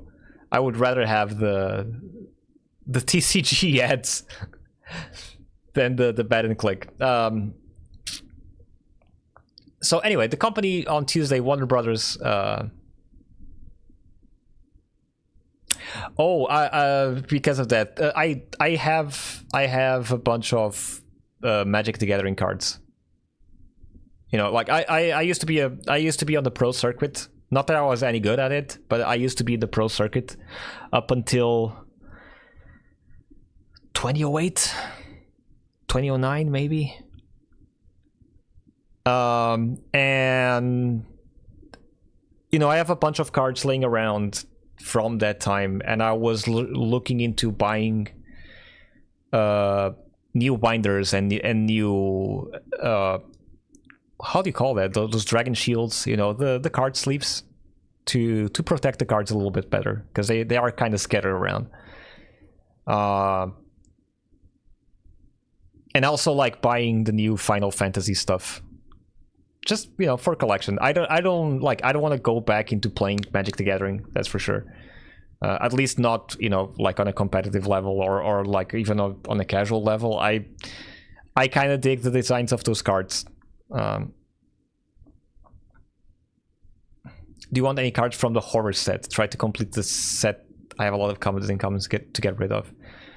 We can talk about it once I get those binders at home. Because I was like, I don't know, like you know, like we'll talk prices maybe. But I like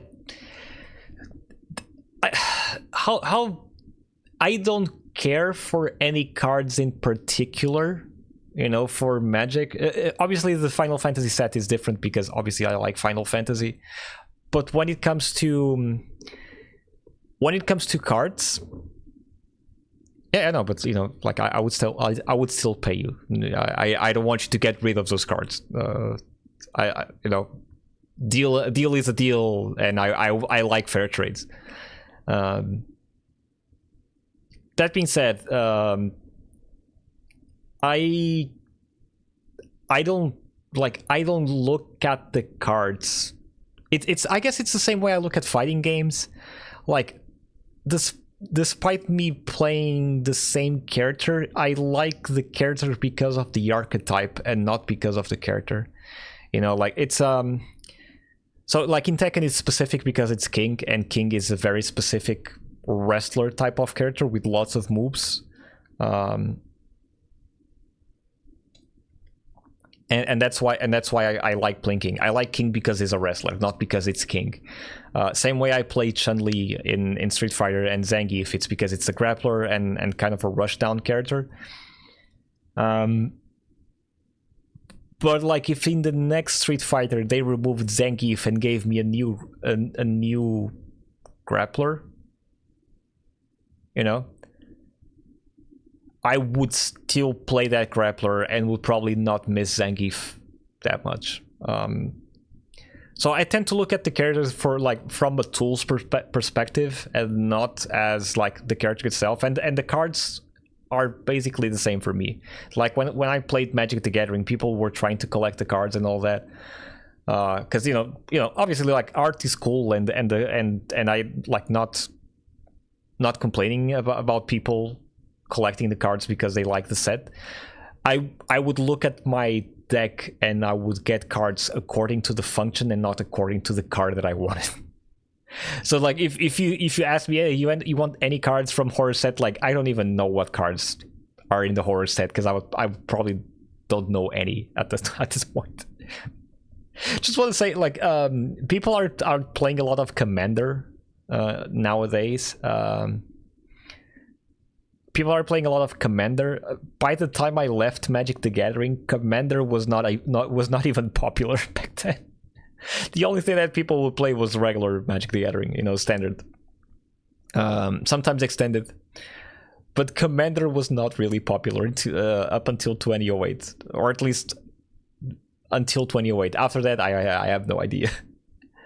So it's suddenly, like, it's very awkward to me when I hear people, like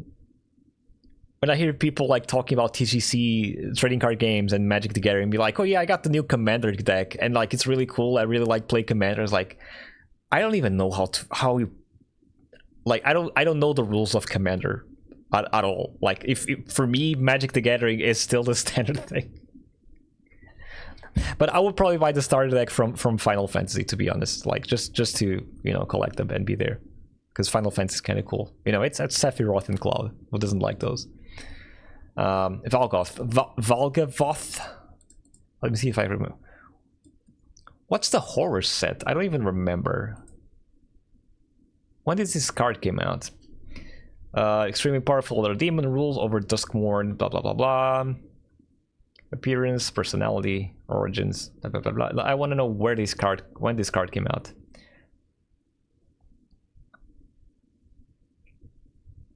It's House of Horror, right? It's what you're saying.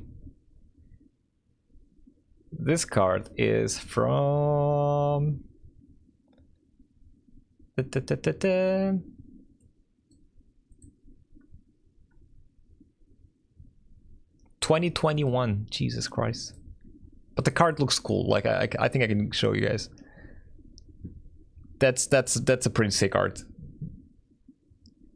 It's one of the reasons why I started playing Magic the Gathering back then. It's like Yu-Gi-Oh was cool and Pokemon was kind of cool, but Magic, fucking hell, the art style was pretty sick.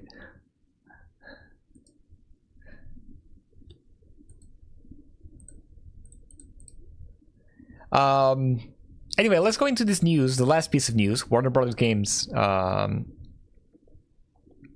restructured into divisions dedicated to 4 key franchises.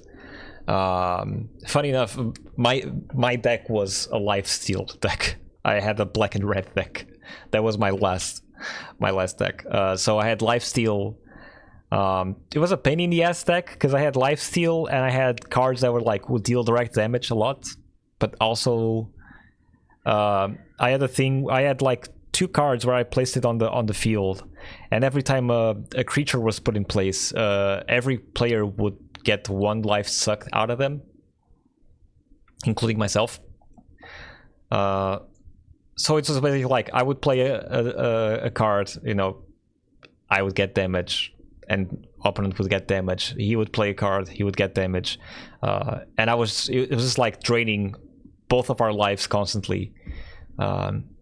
And I would just do direct damage. just because. Stuff like Fireball, Anyway, let's see what this is, because I haven't checked this very well. The restructuring comes with a period of significant overhaul at Warner Brothers Game Division. Early this year, Warner Brothers Interactive president David Haddad left the company following a 12-year tenure. Blah blah blah. Warner then announced that last month he was closing 3 internal game development studios and canceling its Wonder Woman game, and Middle-earth Shadow of Mordor and Shadow Force studio Monolith's production shut down. Fuck you for this. I'm still mad about Monolith Productions, blah blah blah blah. Where it was. So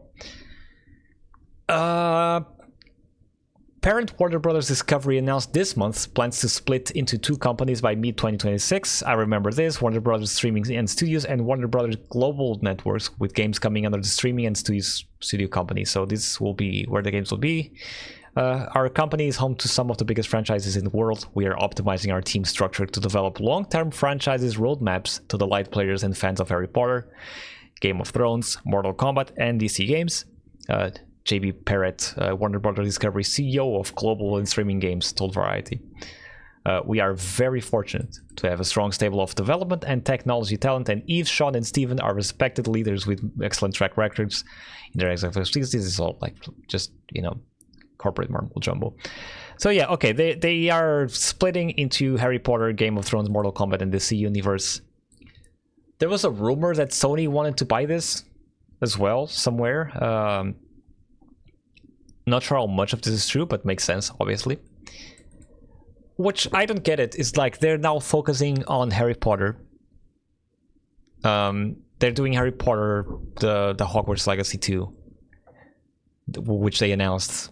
But at some point, despite, you know, Harry Potter Hogwarts Legacy being the most sold game of the year when it released, they didn't want to follow up on this. But they wanted to do more games like Suicide Squad, which was very confusing to me, since Suicide Squad was a flop and, you know, Hogwarts really sold. I would never understand these decisions.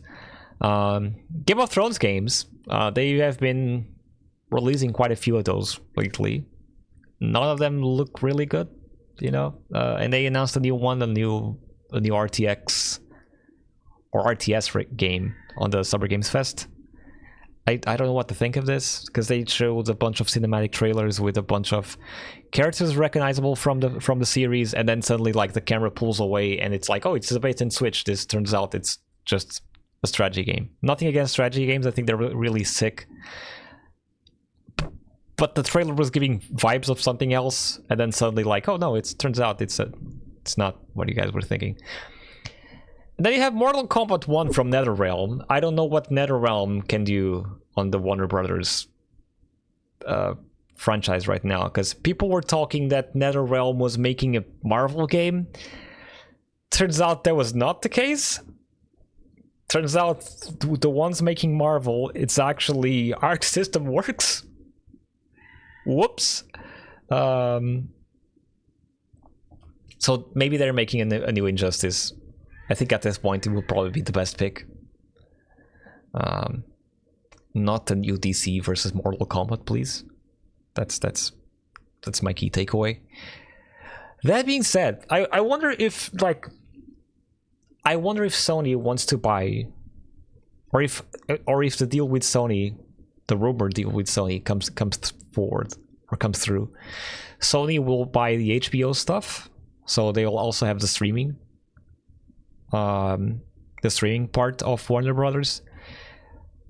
But that would also mean that they would own DC and Spider-Man, which would, would be kind of weird to know that now Sony gets DC and Spider-Man from Marvel. Potential for crossovers, maybe, but it is what it is. But I kind of wonder what a Mortal Kombat under Sony would look like. Because I feel Warner Brothers has been hindering the Mortal Kombat series for quite a while with all the microtransaction shenanigans. And I feel Sony at least is a little bit more nuanced about it. Because you look at I'm not saying Mortal Kombat is a bad game. I personally don't like those and the way they control or anything. But I look at those games and it's like, okay, you have a cool story mode, but then I opened the microtransaction page for that game and it's full of fucking bullshit. And it's, what the fuck, man? I kind of don't want to play the game just knowing those things are there. I know I'm not I can ignore them, obviously, but knowing that those things are there is like, I don't want to pay $20 for a new fatality, which is just basically a cutscene.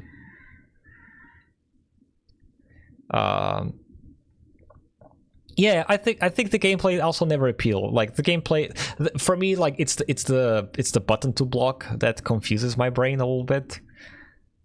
But I now that you mentioned, yeah, I feel like most of the characters play. They have. I don't know how to put this into exact words.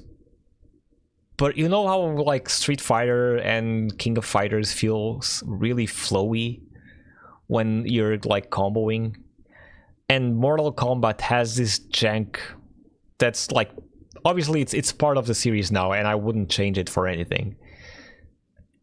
But as kind of like it has like a hit stop every time you punch something, like it just staggers something midair or something. That's very awkward at the same time, but like if you take it that away now after so many games, it's gonna maybe look off in a Mortal Kombat game. But NetherRealm always had this type of feeling for me that I never quite liked. But yeah, imagine to have everyone at Rio space combos and only to have the Lucan and Chor you can change. Yeah, that's how I kind of feel about those. No, yeah. Maybe like not for all the characters exactly, but for the majority of the roster, that's how I feel about Mortal Kombat. But I also wonder if Sony would, you know, if Sony actually bought this, would they try to change Mortal Kombat for a more streamlined experience? You know, like maybe invest a little bit more on the single player story, which it's already pretty good. If we're talking about the fighting games in general. But also get rid of all that, you know, microtransactions bloating bullcrap that it's been plaguing the franchise for like 3 games now. You know, strip down some of the extra stuff, you know, get the fatalities in there that like don't make people pay 15 or 20 euros for a fucking fatality. Or like having microtransactions for easy fatalities, which is basically just an accessibility feature. It's like, yeah, you can press a button and they'll just do the fatality by itself. You don't need to do the whole input. Like, that's an accessibility feature, you motherfuckers. Like, just don't do that. Like, that's scummy as shit, okay? Don't be a breakers. Don't be a breakers, exactly. So I wonder, like, all this restructuring on Warner Brothers, it's just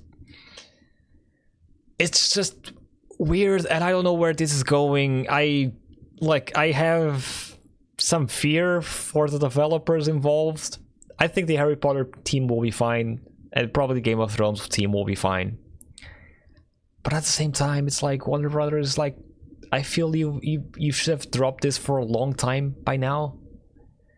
Or at least, like, give control to someone else that kind of knows what they're doing, instead of like trying to suck all of your user base dry with the most random ass microtransactions that are not even, you know, it's worse than those microtransactions are worse than Street Fighter 6 Battle Pass, that I don't even know what's in it.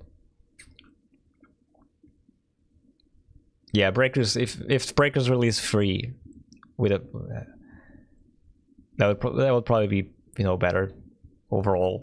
You know, it is what it is.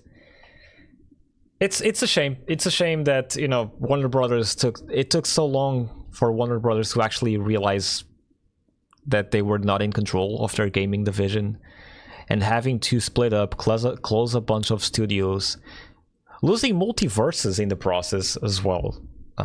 If you think about it, because they ended up like changing that game so much from the initial beta to the full release that they ended up fucking up the whole game. It's kind of sad, you know.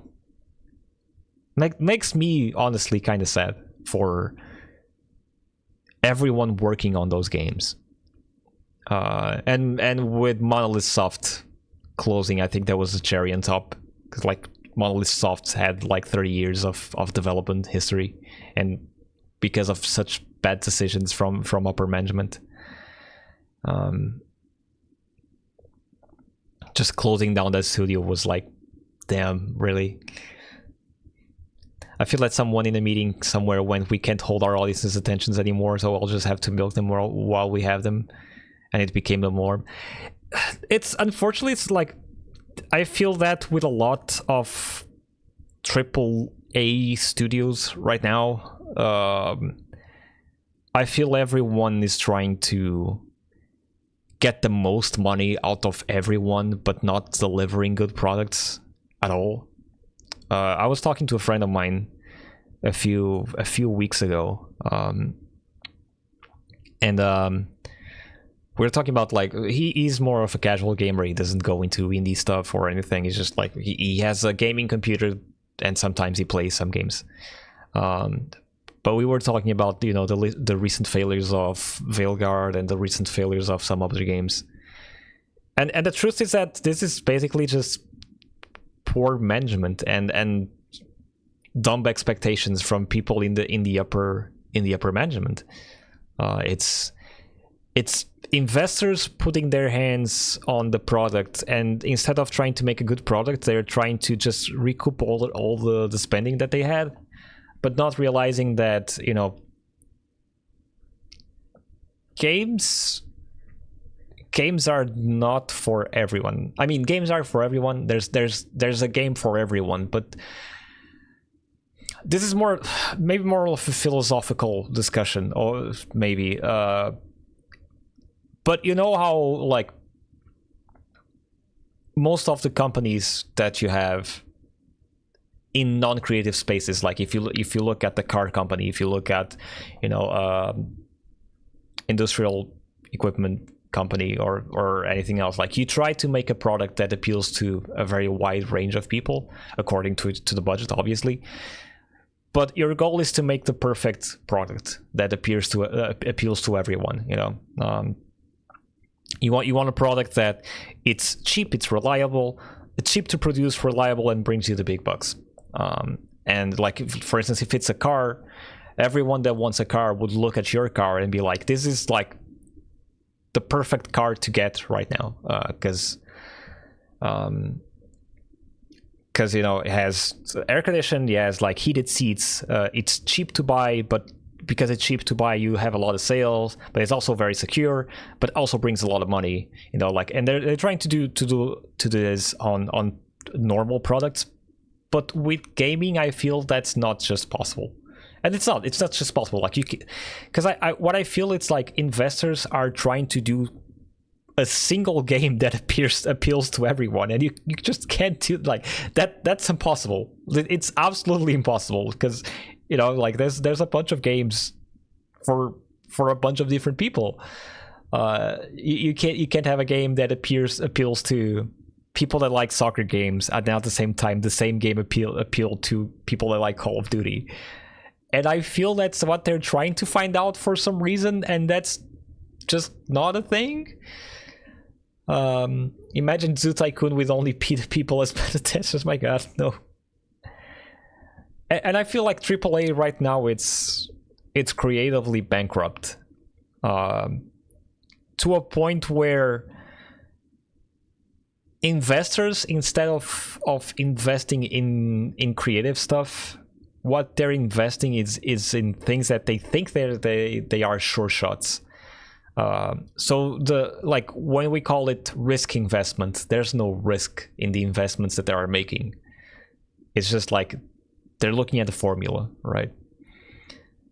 And I feel like that shit needs to go away very soon, as soon as possible.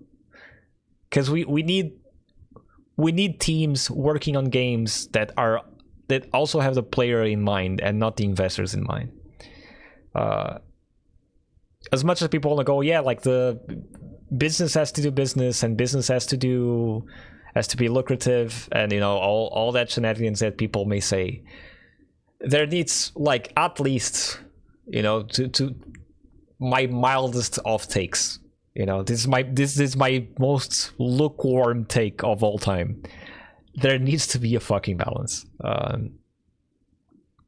Because otherwise, like, if you just appeal to investors, you're not going to appeal to gaming. And if you don't appeal to gaming, then people are not going to buy your product. And if you don't buy your product, there's no worth. There's not a lot for you to invest in, because, you know, it's a snowball. You don't have games, you don't sell games, you don't need to invest in games because you're not going to sell them. So, like, fuck that. I think, like, the thinking is backwards right now. they're doing the opposite. They're trying to invest in a game that appeals to all the people instead of investing in several games that appeal to niches. Right, like, and this is not a supermarket. This is not a thing where you can go and just grab a little bit of everything and go out of there with your shopping cart full. It's like you go to games for a very specific thing, and everyone wants a very specific different thing for every game they play. So they kind of have it backwards right now, I think, which will probably lead to, you know, at least 1 or 2 years of studios shutting down and people getting fired and a lot of people getting laid off. And AAA still not being good, you know. AAA just, you know, some key franchises will always sell. You know, you have your Call of Duties, you have your FIFAs, your EAFCs, and all that. Like, those will always sell, obviously. But the new games that don't have the same market research in kids, yep, market research in kids. I feel like it's a lot of people looking at numbers as well, but not realizing why those numbers are there. You know, like I see a lot of people saying, hey, you know, like Mario Kart, the new Mario Kart is like $90. The new Mario Kart is $90 on physical and 80 on digital, but people are claiming, oh yeah, they can do that price because the Mario Kart 8 Deluxe is the most sold game of all time on the Nintendo Switch, and the fifth most sold game of all time. But I kind of feel we are forgetting some stuff along the way, which is that game sold a lot because there was also a lot of pack-in bundles of Mario Kart 8 with the console being pushed, right? Especially because there were times where I would walk into a store and the console would still be at the base price, and the console with Mario Kart would be cheaper than just the base console. So obviously, like, if you're gonna buy a Switch, you look at those two things and like, well, this one has a game and it's cheaper, so I'm gonna buy the one with the game. Even if you don't play the game, you bought Mario Kart, right? That sale will still add up to the statistic, the 65 million that they claim they sold. Which again, they claim, and I probably it's a very accurate number.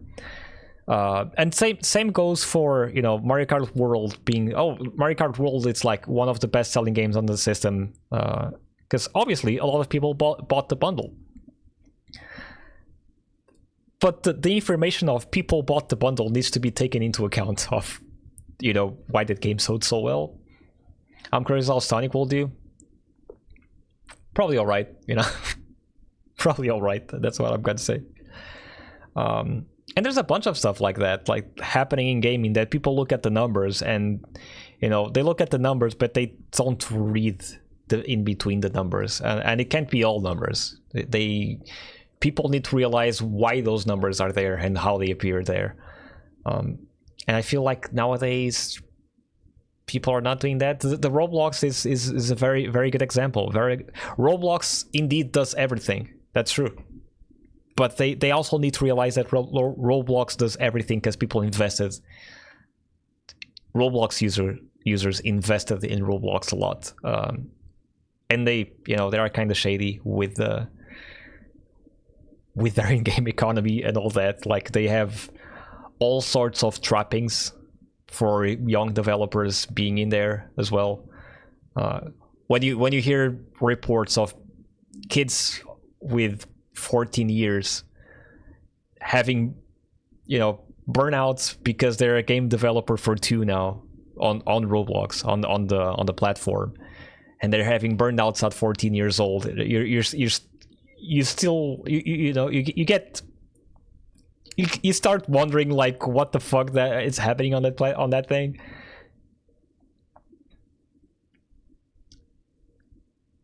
TED Talk trailer quote. That's true, you know. you know, as you know, sometimes I say things that are kind of right. You know, it's they're not a lot. I don't know, like I still don't know why people tune in into the show to listen to me, but sometimes I do say, you know, interesting stuff. Sometimes, rarely. Maybe one time, like every 2 episodes, if I'm being honest. But it's true, like, but that's true, you know, like it's data analysts that are not gamers looking at numbers and be like, yeah, this is working, do more of these. But like, okay, why did this work? You know, like it's the same thing about releasing. I think like a very good example right now, it's Mind's Eye.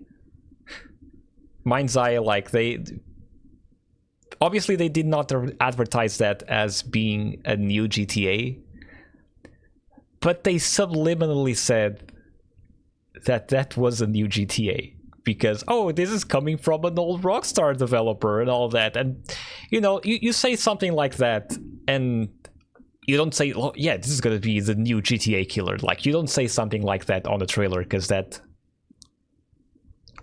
gonna be a laughable quote.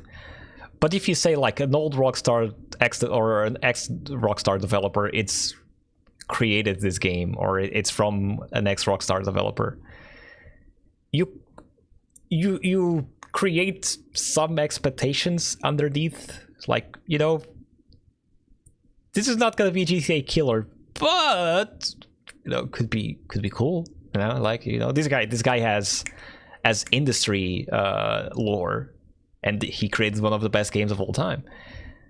So like the expectations are set subliminally, you know, like kind of like putting a record going backwards and telling its satanic messages, but it's kind of the same thing, right? So with Mind's Eye, they were like, we're gonna sell this, and especially with GTA being delayed, they're like, okay, people like you know, GTA stuff, so we're gonna sell this, and we're gonna sell this like hotcakes. But they are not considering that GTA 5 is still out and it's still being sold to this day. They didn't consider that the budget that GTA 5 and 6 have, it's probably, you know, way bigger than Mind's Eye.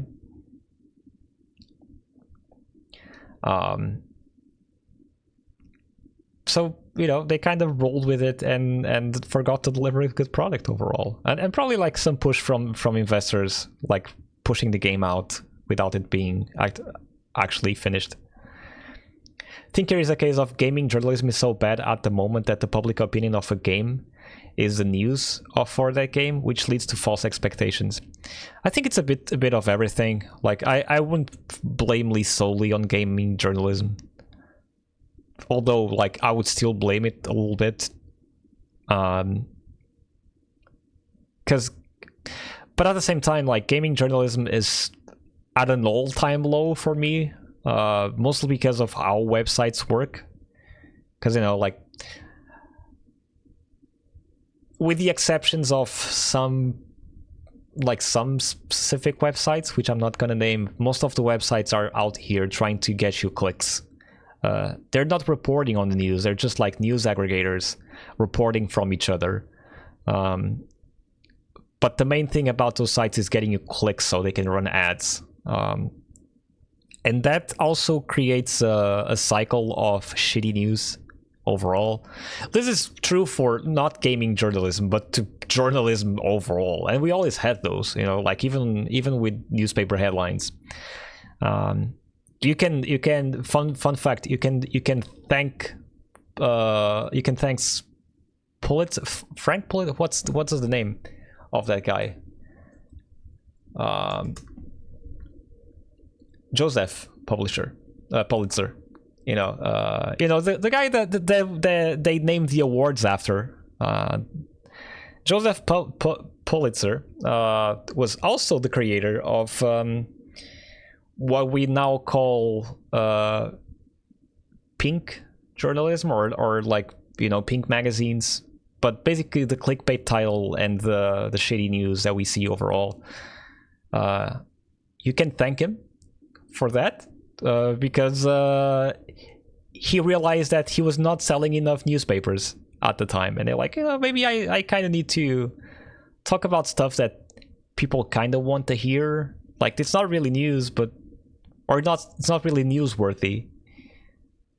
But people like gossip. So if I create some gossip around, clickbait headlines and all that, people will buy more newspapers, and he did, and it worked. So like it's all trickle down for there. Trickle down for there. Fun fact of the day. And like that translates later into the ad revenue, Google takeover of the internet and all that. So yeah, most sites are trying to get by, paying people and all that, if they're not transitioning to AI as well. So gaming journalism is indeed at the all-time low, but it's also geared towards investors right now. I feel like gaming journalism right now, it's not made for the players, it's made for investors.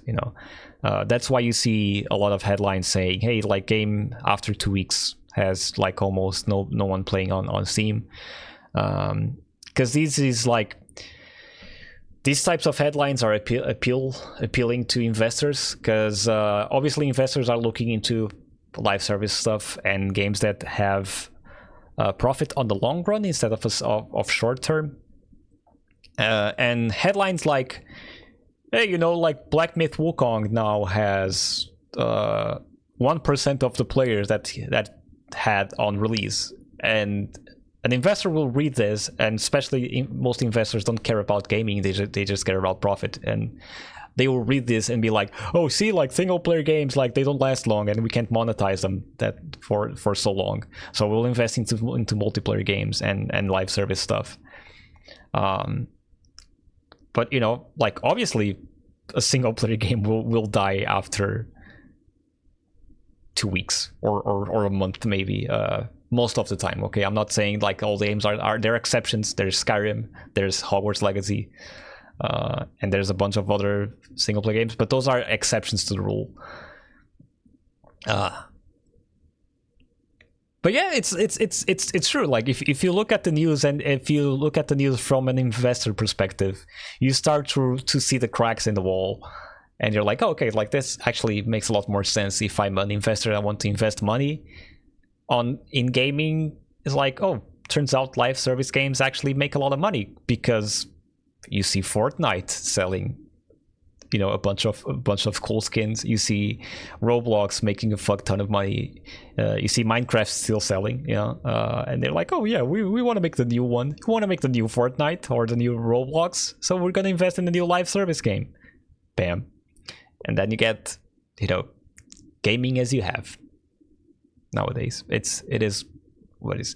It's kind of sad, like I also feel like this is a conversation that we have every week, if we don't count the 3 weeks that I didn't stream the news. But at some point the conversation will always lead this to this, because it's kind of one of the roots of the problem that we have nowadays. It's too much investors and not enough gamers. Not that I want to gatekeep, who can be a gamer or not, but if investors are not real gamers, I don't care what they're investing in. Like, I don't care if you make money or not. I just want to play cool games. So if you want to come here and invest in products, like, make sure you know what products you're fucking investing, and make sure you're not collapsing the whole industry in the process. Just a thought, That being said, I went for too long. I thought I was gonna make like a 2-hour long session, and turns out I'm already 20 minutes in. We're gonna get out of here. Let me see if I have someone to raid right now. I think we can raid. Actually, we can raid Mista. Mista is playing what? Mista is playing Mista is playing Borderlands 3. He could have picked a better game, I think, but you know. Kidding. Okay. I'm joking. You guys say hi to Mista. And I'll see you guys tomorrow, actually.